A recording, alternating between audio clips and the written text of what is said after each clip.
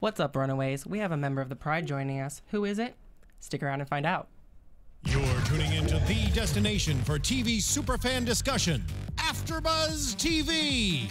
And now, let the buzz begin. Yes. Oh, gosh. Thank God it's Tuesday, right, people? I love Tuesdays. It means Runaways. What do you guys? Are you guys? Who's this on the couch? Well, she looks like me. How's that for a clue? I have a feeling she's a part of Runaways. I mean, she has to be, right? The Pride? Well, Evil parents? we're gonna find out. But first, let's introduce ourselves. Hey guys, I'm Chae Jones. You can find me at Real Chae Jones on Twitter and Instagram. Hey guys, I'm Mina, and you can find me on Instagram at Mina Makes Magic. What's up, guys? I'm Ashley Brinkman. You can find me on Instagram at Ashley_Brinkman. And I'm Oliver Drennan. Follow me on all social media platforms at OllieDreamer. But first, let's find out who this Pride member is. Lovely, Miss Lovely Angel Parker. Hi, guys. Yeah. Thank you so much for joining us. Thanks for having me. Where can the good Runaways find you? Oh my goodness. Oh, I'm Angel Parker and Angel Parker LA on Instagram. So. Oh my God. We are so excited to have you. Thank you. Thank you so much. You being a part of Runaways, how is that feeling in this moment? Like you're part of the MCU. I know, which I had to learn what that was, which is kind of crazy. I just dove right in. It was crazy just to, get the audition for this job and learn all about it and just dive right in. So it's been such a whirlwind this whole year, and for it to come out and the fans to love it so much, I'm just really excited that people are digging it. Oh my gosh. How was that? Oh, I'm sorry. To Oh, interrupt. no, That's no. my next question. How was that, the casting process? Because they're very secretive with their stuff, so you probably don't get a lot of background. No, you didn't get a lot. And I was in Toronto shooting The Strain when I got the audition for this, and Corey Stoll, who's the other actor on the show, he's a part of the MCU. He was in Ant-Man, and then my other co-star, Rainbow Sun Franks, was a huge Runaways fan, so he knew it. So I'm like, oh, I got an audition for a Marvel show. Oh, and their nerd ears just perked up. Oh and my gosh. We all went to dinner because we were trying to transition to night shoots and stay up late, and they just gave me the whole rundown of it all. And the next day I sent a tape, I sent an audition tape into LA, and a week later I was flying back home to LA to test for it. Then I went back to Toronto to finish The Strain, came back to shoot, went back and forth. It was a whirlwind of time, but it was just the best. That is so cool. And you have your mother, and what do they think? Their mom is, part of the MCU, but she's also a villain. I know. Well, my son is almost 12. He'll be 12 next week. So he knew the MCU. He knew everything. So we got the comic, and he read through it in 2 days. I've never seen that kid read so quickly. Oh my gosh. But it's hard to put down. I know, it is. And I just love that it was a young black boy was the lead, so he got to really just follow him as the protagonist, and he just let me know, and then it was Mama's homework to watch all the Marvel movies, all the Marvel shows. He couldn't watch all the Marvel shows, but definitely all the movies and stuff, and we had fun kind of getting Mom up to speed with everything Marvel. So cool. Yeah. Everybody in the chat is giving me so much love. They're like, I love you, lab rats. Like, they're just lab rats. Like, it's like that. Like, I know. It's kind of cool because the Lab Rats fans are growing up, and so they're old enough to watch Runaways. So they're kind of coming along, and they're still like, it's Tasha Davenport. But so it's really cool that it's kind of still a family, it's a young audience show. So because I love the fans, and young fans are the best because they're just so invested in the show, and it means so much to them. So I really love talking to the fans online. Yeah, and guys, if you have any questions in the chat, if you're tuning in live, please let us know so we can ask Angel your questions. So we're going to be talking about episodes 4 and 5 today. Okay, great. So please, whenever you just interrupt us if you want to, just shut up, I'm going to say something. Okay. But we're going to be we can even talk about past episodes as well, because you and Molly have some dynamics going on too. Episode 3 was crazy. But first, before we go on, I'm going to do a little shout out to a wonderful show called Vikings. Now, it's history's critically acclaimed series that premiered last week, November 29th. And Season 5 begins with Ivar the Boneless asserting his leadership over the great heathen army, while Lagertha reigns as Queen of Kagat. Ivar's murderer of his brother Sigurd sets the stage for vicious battles to come as Ragnar's son plot their next moves after avenging their father's death. Bjorn follows his destiny into the Mediterranean Sea, and Floki, who is suffering from the loss of his wife Helga, takes to the sea, submitting himself to the will of the gods. This season is full of startling alliances and unbelievable betrayals as the Vikings fight to rule the world. Does anyone watch Vikings? Do you watch Vikings? I don't watch Vikings. Well, it sounds like I should, though. You need to. I need to get on this, but we're going to talk Runaways because I am addicted to the show. So episode 4, titled 15. Yeah. And, oh my gosh, this one was a crazy one because we open up with Amy's death. I know. Yeah. Or murder, possibly. I know. So Nico. Or suicide, you don't know. Or have no suicide idea. because it's a tragic accident, as we constantly, it's referred to. It's referred to. So. I think it's funny how all the parents keep calling every murder, death, a tragic accident. Well, you know, we don't mean to be bad.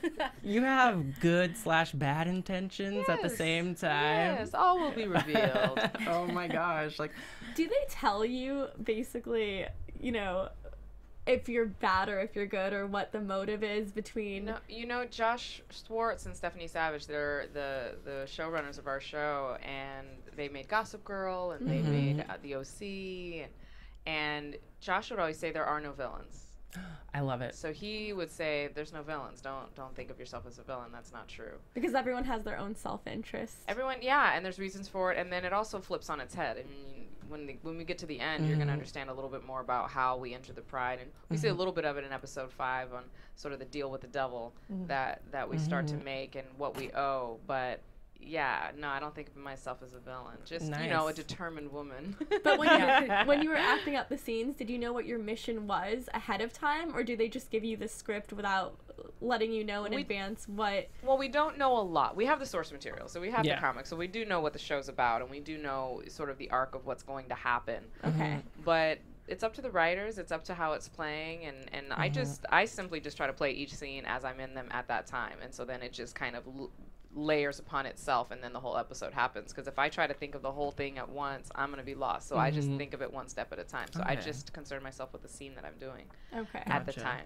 Yeah. Yeah, and it's really cool that Brian K. Vaughan is the executive consultant on the show. Yeah, so no, he was very active in it all. So no, we're not trying to change anything. We really want to honor what the fans want to see, and everyone's going to love it. And we're seeing new sides of Katherine that we didn't see in the comics. You No, know? they're really expanding on that and the history of the Pride and sort of the backstory of all of that. They did have to sort of take a little bit of creative license to build all of that, but Brian was a part of all those discussions. So. Was there something that you personally wanted to incorporate in Katherine, or? I just wanted her to ring true. I just wanted her to be honest. I wanted you to believe. I wanted you to believe her. I wanted you to see sort of the conflict that she has and just how much she loves her family, how much we call it Team Wilder, and how she's going to move forward no matter what.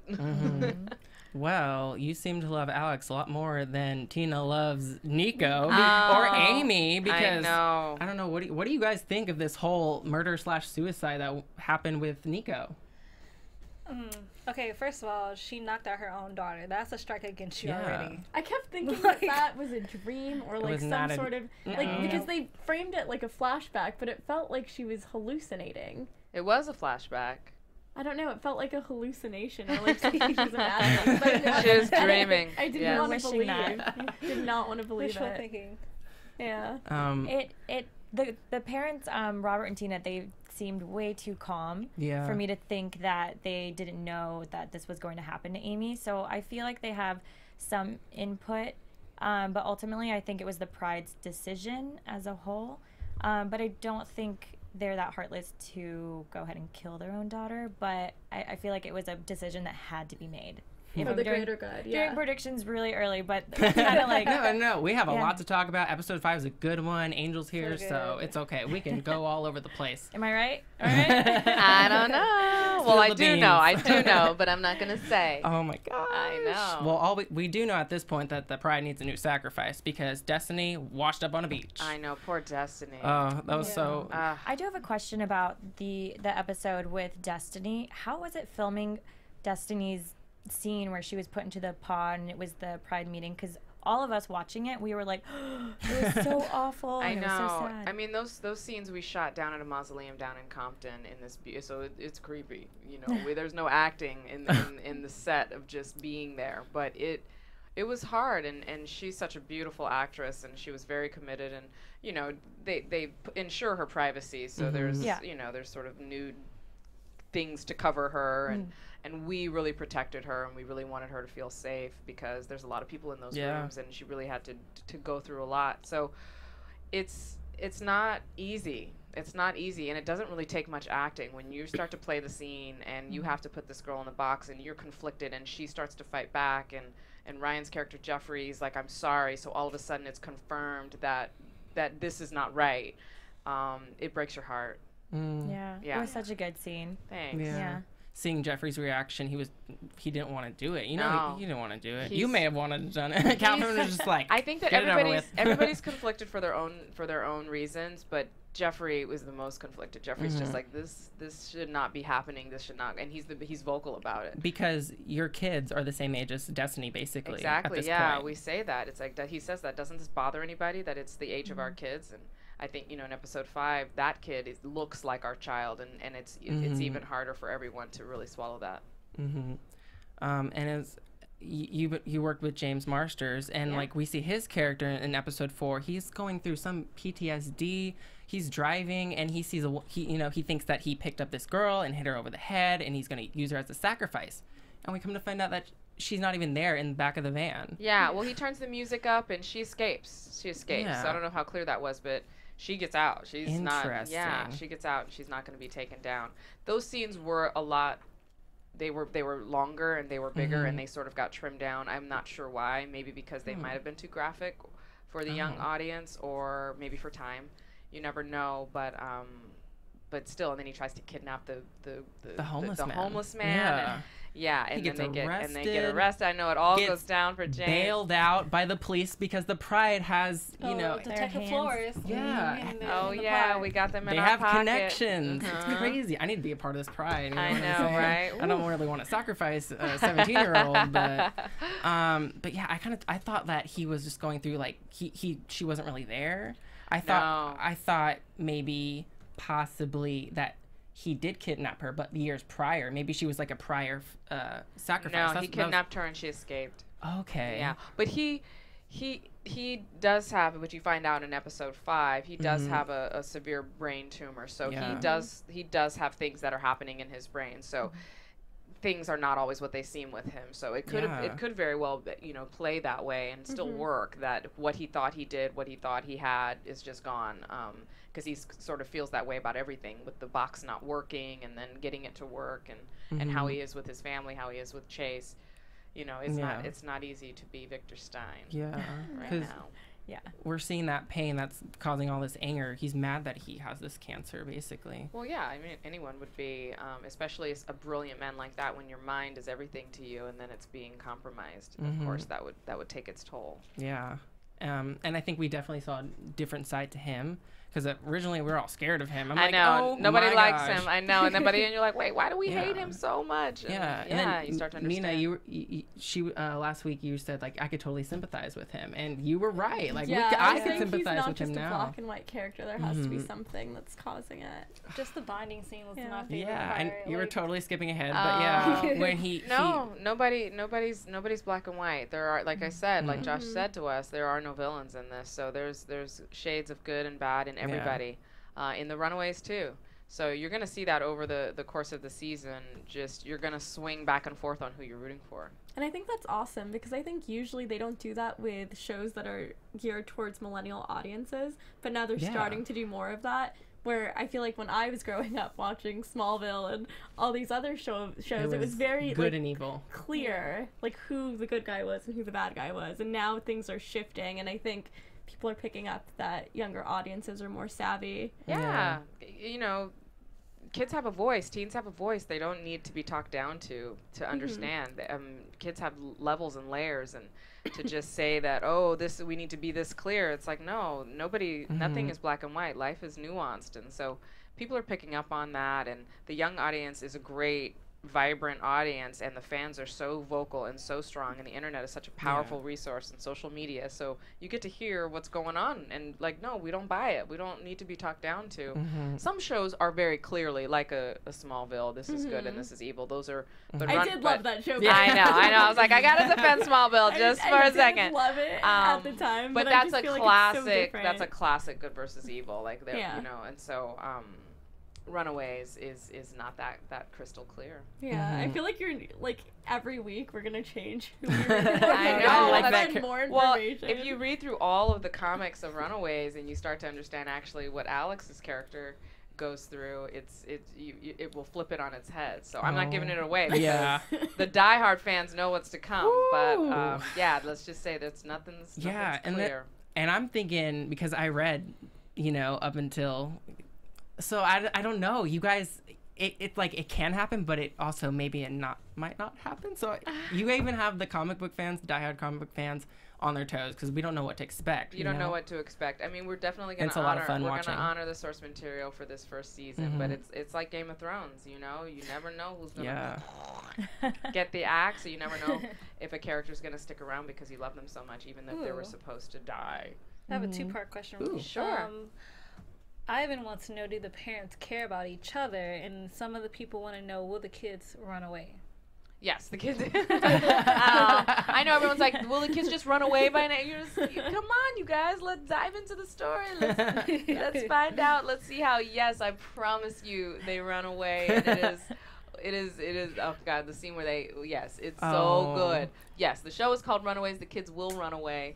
But we do have to get them to the point that they feel they must. And so is it going to be like the last episode before season 2 and we're not going to know what's going on? I love that. I appreciate like a good story, the storylines, good characters. So I'm okay with them not running away just yet. Yeah. I'm having fun with it. Exactly. We want the show to have longevity. We want to be around for a while and we want to be able to tell every story. And you see that they're starting to kind of come back to their parents and you're conflicted. I mean, if you've lived a great life so far, you know, somewhat, you're not just all of a sudden going to believe it all. And where do you go? What do you do? These kids have lived a very sheltered kind of life in Brentwood. Where are they going to go? So we got to get there. Yeah. But I also think that like Runaways, there's so many other people that are running away other than the kids. Like the Yorks, they tried to run away, but Tina stopped them. Destiny, she ran away. All the sacrifices, they're runaways. And so I think Runaways is also just a different word of like, we're constantly trying to run away from our problems. It's not just the kids, it's the parents as well. The very first scene, that girl's Destiny's on a bus and you're just dealing with different runaways and different aspects of that, and that those are the ones that we're sacrificing. And do you forget them or do you not? You know, what are you really running away from? Exactly. But it gets deep, so don't you worry. Excited. Yeah, I'm so excited. I would just say to the fan, you don't want to rush it because there's so much stuff coming up. You don't want to rush it. But yes, before the season is over, I promise you the kids will run away. Yes. Oh my gosh. Also, Jasmine Jones, she said, who would you ship on the Runaways between the kids? We're seeing them start to form. Sorry. Well, we're seeing them start to form. We have our favorites. I know. Well, I know who ends up together, but I guess if I can't pick that, I mean, I would ship Alex and Nico. A lot of people ship Alex and Nico, even though that's not. Does Katherine ship Alex and Nico? I mean, I don't know. Remember when Nico's mom comes in, and she's just nobody's surprised. And remember when the Runaways all leave our house after they first see the sacrifice, we're like, oh, do we see something going on between you and Nico? What's going on? And Jeffrey's like, oh, you know, I had some game back in the day. He did. I had some game, if you need to know, blah, blah. So I think that all these families come together. I don't know, to answer the first part of that question, like how close are the pride, or do they care about each other? Do they care about each other? I think at different times they do, and at other times they don't. They're definitely obligated to be a part of the pride, and many of them don't want to be there.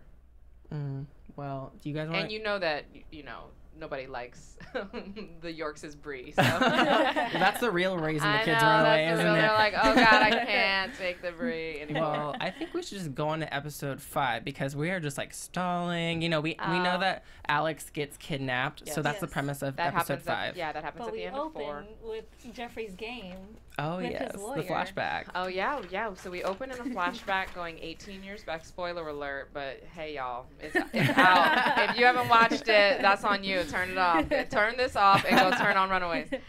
No, we start with the flashback. We start going 18 years back, which is crazy to try to play yourself 18 years ago. So we go back to 1999. Yeah, because that's a totally different mindset you have to put yourself in. It's a whole different everything. Yeah, I was like, where's the lighting? Are we gonna move this around?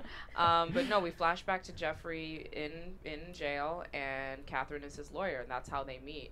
I'm representing him, and come up with a plan to get him out of jail, because he gets presented with an offer and one that he can't refuse. So she's got to figure out how to get him out of jail and also convince Jeffrey to ask his friend to do this for him, which they sort of cut a little bit of that scene off because he didn't really need it, but he has to then go to his buddy and make a deal. And I don't know, would you do that for your friend? Would you take 10 years for your friend? I mean, I feel like if you grew up the way they grew up, I could see it. Take 10 years for somebody, but you better come through with your. That is also true. With your end of the deal. He brought up Nana B. Who's kind of like they tie each other together. Nana B took care of Jeffrey when he was young, and brought him in. They were sort of raised like brothers. So, for him to not make good on what he promised him, even if he did it in a small part, for him not to really truly do it and achieve as much as he did, you can understand why Darius is so upset. Yeah, because I want to know why. We find out that he never really came through. Yeah, but I want to know why he didn't come through. Like, why? Like, there could have been a reason. Yeah. Okay. He just is he really that bad of a person, or is there a reason he couldn't do it? I feel like he kind of moved on from his life. Life. He kind of made that clear so many times, like, oh, that's my old life, and really wants to stay away from it. I think maybe he just wants to cut ties. But maybe just pay him and cut the ties. Yeah, that's what I'm saying. Or if it's not, or sometimes it's just never enough. Remember he was asking for $50,000, and then all of a sudden he's like, "No, I want $1 million." Like, that's a big jump. That's also, not. If you give an inch, people like to take a mile. So or he's gonna keep coming after him. But he spent 10 years for him. He spent 10 years. Like, that's why he kidnapped his son. That's why you understand why he's so mad. And I love that shot where they go from his face and then they go to the current face, and that's the same actor, playing the same part for 18 years, and to have that weight and then just being like, no, I will take your son. I will take everything that means anything to you because you owe me. Yeah, I feel like this episode 5, Kingdom, was really about the father-son dynamic, because we saw it with Alex and Jeffrey. We saw kind of a father-son relationship with Andre and Darius. And we also saw, obviously Chase and Victor, so it was definitely a father-dedicated episode, because the fathers, they're very, I feel like they're, from what we've seen up until now, they're a lot more dynamic than the women, the mothers, thus far. But I could totally be wrong. We're gonna find out. Yeah, you're definitely gonna find out. So, yeah, it was really cool. And what was I saying? Jeffrey, he shows up guns a-blazing. Yeah. That was insane. This was such a crazy episode. This was the episode that the team kind of came together for the first time, really, with everyone in their powers. So what do you guys think of, like, everyone just, like, finally coming together with their powers? Molly, Nico, she has the staff, finally. Carolina, she was shooting out, what was that? Beams, she was light something. Yeah, like, beams. What did you guys think of this whole showdown? I thought it was great, because they all kind of came in one by one showing their power, and they all were, like, even though there was a shootout, except Gert. Alex is being kidnapped. Yeah, but even though all this craziness has happened, they're all coming out with their power, and everyone's just kind of like, wow, like, you're really cool. Like, just taking that little moment to appreciate their powers. I thought it was a really funny way to show it. And sorry. I love Chase coming in his Range Rover, and then he's with the fistigons, and then, like, him almost shooting himself. Yeah. That was, like, classic. Okay, it kind of worked, but, like, we still have to...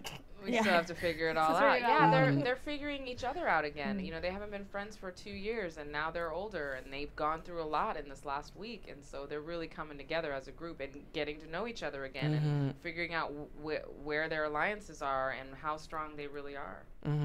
If you had to choose one of the superpowers, any of the characters' superpowers to take, I want that staff. I want that staff one. I just think it's so cool. You just stick it in your bag and you pull it out. And she hasn't even discovered all the powers that it has. And as you see at the end of 5, Tina's like, no, you keep that for a little while. That's a powerful weapon. You need to use that wisely. That's all I'm going to say. It only works for 2 people. But I found it interesting. How come it works for Nico and it wouldn't work for Amy when she was alive? Now that's just interesting. That was never said. No, she did. No, she said it worked for 2 people. But she could have been lying. Why she? Or killed, because Amy's gone. Amy's gone. So there's only 2 people on the planet. It's the DNA. It hits their finger in the blood. The blood. Or it was made just for Nico, but Amy's gone. So maybe she's gone for a reason. She's like, you're not my successor. No. So I don't know. I don't trust that Tina. Nika's gonna come into her power. Well, she did. It was so cool when she, it's right through their eyes, and she's all protect us. Yes, protect us. And the first time she did it, it didn't work. And the second time, the third time, she had it. Can I say I give Darius props for still trying to come back and fight though? Like he is not a quitter. He did not quit. He's just like, first of all, you ain't gonna play me. Like you put me some bushes. Like he got shot with the fistigons into those bushes. I don't know how he got up from that personally. And then he came guns ablazing like he was going. He was had gonna two guns. I'm like, where'd you get the second one? He was gonna shoot them down. Wow. I love that he saw the bullets kind of just like disintegrating, and he was like, jumped in that car, like zoomed away as fast as he could. Something right. Yeah. Something's not right here. No. Darius is a great character. Will we be seeing him again? Is that too much of a spoiler? No, oh, okay. No, awesome. Absolutely. I have a question for you that interested me. So, at the end, you and Jeffrey, how you're talking like we're still water, you're still his dad, we're still parents, and we still have to figure out what's gonna happen when Darius makes his appearance. And we don't want to keep secrets from each other. But it was a look you got. You got to look like when you have your own secret. Like you keep it from Jeffrey. Well, I think that she's just realizing, because he says if Darius comes back, and she says, oh, I don't think you mean if, you mean when. Basically, Jeffrey, this issue is coming back. So yes, the answer is yes. When Darius comes back, we're going to need to deal with this. And she comes to him and says, yeah, no, we don't have any secrets with each other. Like we can't. We have to be a team. We have to be Team Wilder in order to go up against any of this stuff. And I think she's just conflicted. Like, we almost lost our boy today. Like, this is really, the things that we have done are really coming. If we would have lost our son, I mean, Katherine would have been devastated. So I think it was more a look of, shit, today that got too close. That got too close to home is really what I think it is. It's like, keep Jeffrey together, keep our child together, keep it all together. Because we're about to lose it all, and that just can't happen. Yeah, we're seeing the Crocs in the Pride. You're starting to see the Crocs in the Pride. And if you're going to keep those secrets, Victor caught note of Janet and Robert's relationship in this episode. One little he knows, and now knowing that he has cancer, that even makes me feel for his character even more. Yeah. And I'm afraid that maybe Jeffrey, he's going to keep a secret from Katherine, and that's going to blow everything up. Well, Katherine just said, "Don't you keep no secrets from me." So I think Jeffrey might keep some secrets. And she didn't believe him the first time when he's like, "Oh, it's just a missed call. It was a wrong number." She's like, "I don't know." Like Alex ain't home, and where you going? It's like, no. She is so calm and collected, and kind of like the glue that keeps everyone together. How do you see Katherine? Like, did you use anything from past people that you've played on TV? I dive into each role on their own, and I'm sure they all they all kind of stem from inside of me. So I just look at them. I just try to find the truth in the character and just play it. So yes, she doesn't have a power. There are no special abilities that the Wilders have at all. Not even Alex. What they have is that sort of calm glue that kind of pulls things together. They have leadership skills. There's a reason why they're leading. They're one of the leaders of the Pride. The reason why it's in their home. The reason that Julian McMahon's character found them back in the day in 1999 in the middle of some jail cell and saw that they were going to come together. So this is part of her life and part of her legacy, and she's not going to lose it. They're arguably the strongest. They got all the money. They're smart. But you brought up Julian McMahon's character. We come to find out he's actually that crusty body. I know. And we're kind of predicting that he might be the father of Carolina. Yes. And when he said, like, oh, I just want to see her, look in her eyes, Leslie was mad. She said she did not like that. She's not ready for that all to happen. She's not ready. She's got a husband. And he's out in the desert just like trying to become an ultra. I know. I think they were just kind of trying to keep him away somewhere. Yeah. I actually thought he was going to be a sacrifice. I know they used teenagers, but I really thought he was going to be the sacrifice. They're like, I know. Yeah, that's what I was thinking too. But then they got Andre. Poor Andre. He was sacrificed. I know. Poor kid. The kids try to stop him. That's Nathan Davis Jr. He's a big musician. He's great. He was in that Detroit movie as well. So. He just breaks your heart when they put him in that box. Yeah. In a way, it would have been like super convenient for him to die and for the new father to take place. No, for the guy from the church. What's his name again? Frank. Oh. Yeah. It would have been convenient it would've. because then like you don't have to like really worry about. You don't have to kill a but 17-year-old. if you lose another person from it's so from the church. That's People true. gonna know, and it has to be someone that no one will miss, I guess. And then Carolina probably wouldn't like that either.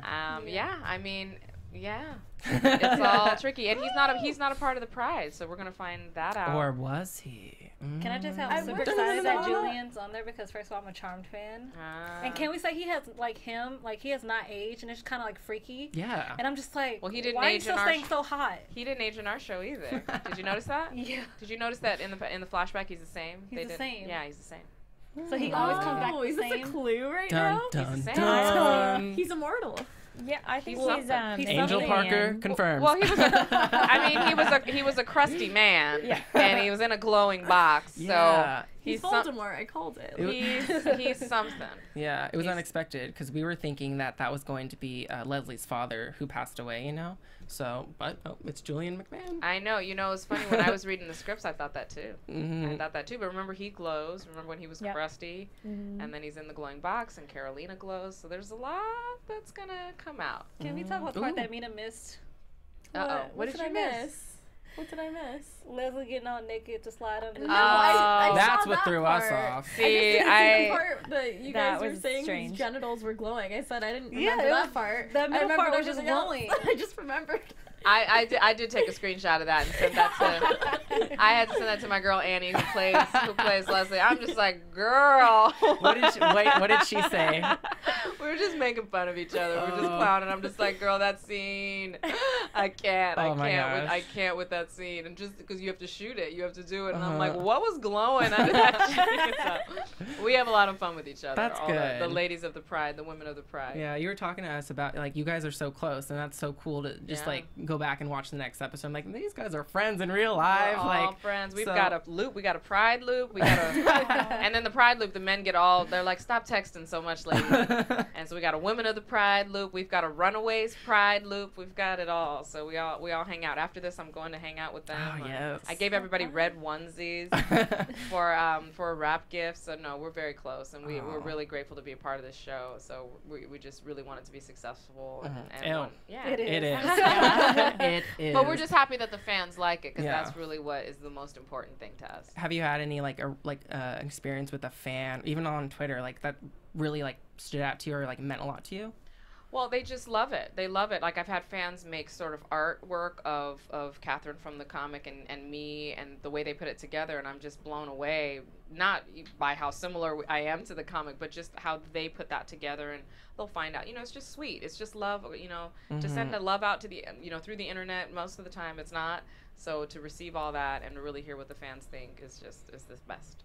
Oh, that's awesome. Yeah. So much happened in episode 5. I mean, we find out about a little bit about Carolina and her possible interest in Nico. So that's something that's really important, I think, personally. Yeah, she has a moment, and especially when she walks in on Nico and Alex. Yeah. So that's why I ship Alex and Nico because it's just they're doomed to fail. You can just tell.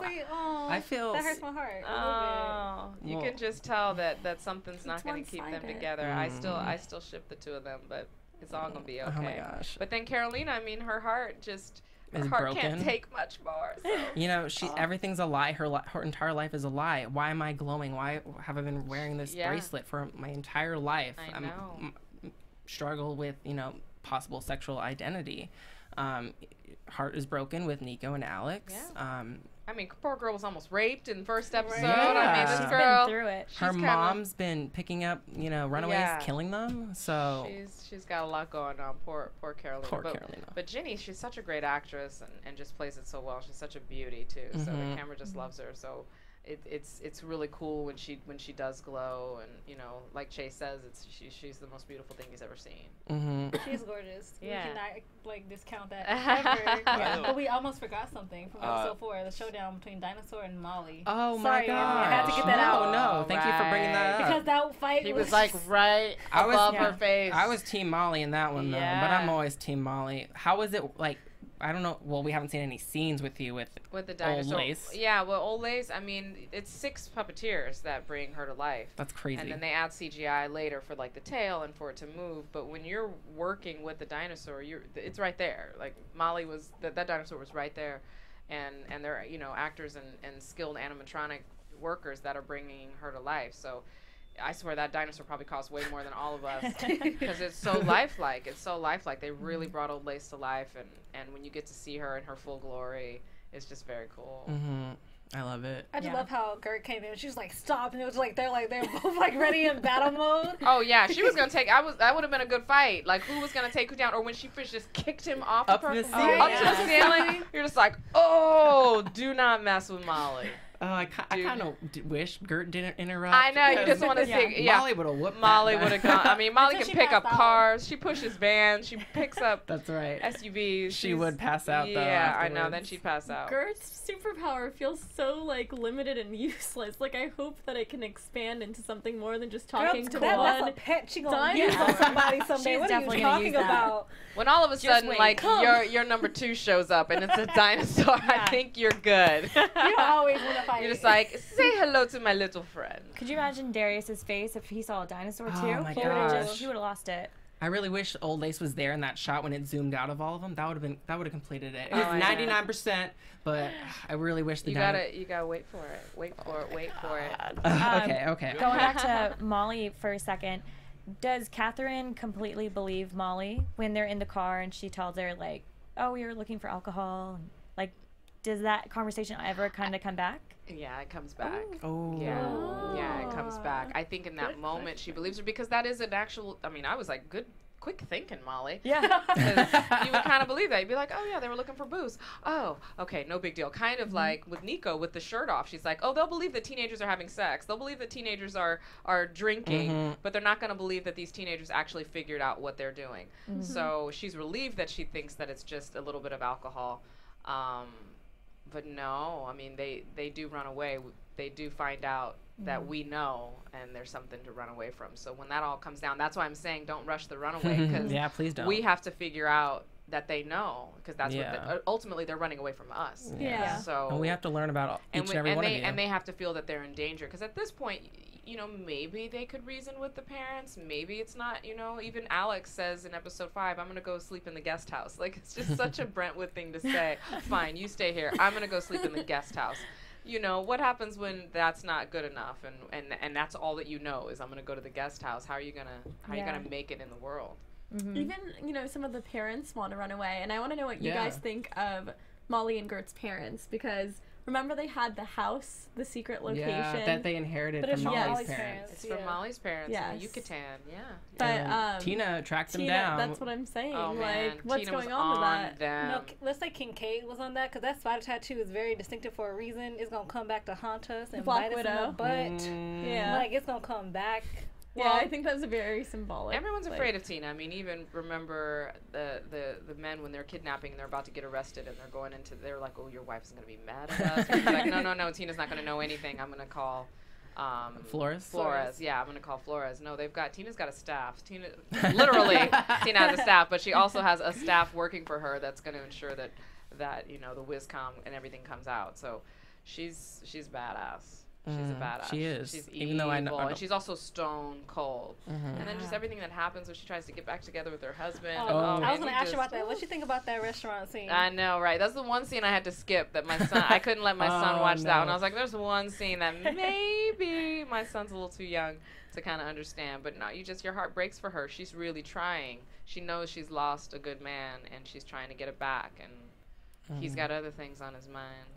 Do you guys think Tina is really trying with Nico at the end of episode 5, or is she kind of playing her a little bit? That's an interesting question. I felt like she was giving her like a false sense of power. Actually, I think the same thing. I think so. I feel like she's trying to set up the death of Amy. That's what I'm predicting. I feel like she's trying to set up Nico for, you know. And I think she can track what the daughter does with the staff. Interesting. It's also very interesting to think that if they start to connect with their parents again, then they don't believe them. You know, if you start to connect with them, if she starts to appreciate her mom for the staff, or if Greg Sulkin's character, if Chae starts to, you know, admire his father, it's harder to run away. It's harder to believe that they're doing that. You don't want to believe it. I have one final question before we start to wrap up. What's been one of your personal favorite dynamics to either be a part of while acting or to watch? Bless you. I just love the dynamic between Katherine and Jeffrey. I really do. I feel like they are one of the healthiest relationships on the show. They really, truly do love each other. And even when there's that little bit of a lie or of not sharing the complete truth, they still come together at the end. They still know that they're gonna make it through this together. So the working with Ryan has been the best. Oh, that's oh my gosh, you are such a phenomenal actor in this show, and seeing you come to life, like that ponytail. Oh, that ponytail. That ponytail. It's in the comics It's too. in the comic. Well, that was it. We really had to make sure that it all came to life. But that in the comic, it like swirls down her butt and it does this whole thing. So we knew we had to make that ponytail something special. So it took a lot of time every day to get that. But you see my hair. I got no hair. It looks good. I got no hair. It. So to bring Katherine to life really took some time and effort. And I'm really proud of how the whole team put it together. Well, thank you so much for stopping by. Thank you. Thanks for watching the show. You need to come back. Fans. I will come back because I want to see if you guys are right. And I want to see, if you're wrong. Oh my gosh. I hope I'm not wrong. It gets really good. It's all just gonna start to we only have runaway party. I know, right? We only have 5 left. We're gonna keep in touch, okay? I know, yeah. I'll see you on the Insta. Tell the fans, the Runaways, where they can find you one final time. Oh, I'm on Twitter as Angel Parker, and I'm on Instagram as Angel Parker LA. And guys, ladies. Sure. Hey guys, I'm Ashley Brinkman. You can find me on Instagram at Ashley_Brinkman.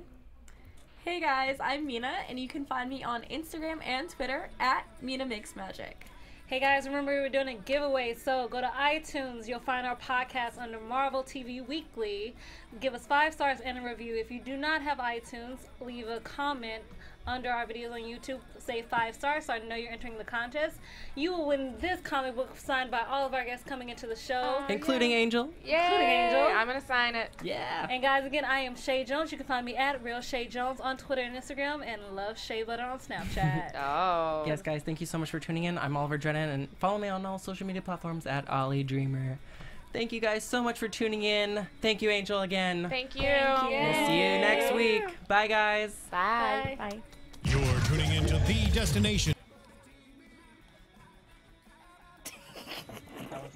From executive producers Maria Menounos, Kevin Undergaro, Phil Svitek, and the entire AfterBuzz TV staff, we would like to thank you for listening to the AfterBuzz TV network. To watch or listen to other after shows and post comments or questions, be sure to visit AfterBuzzTV.com.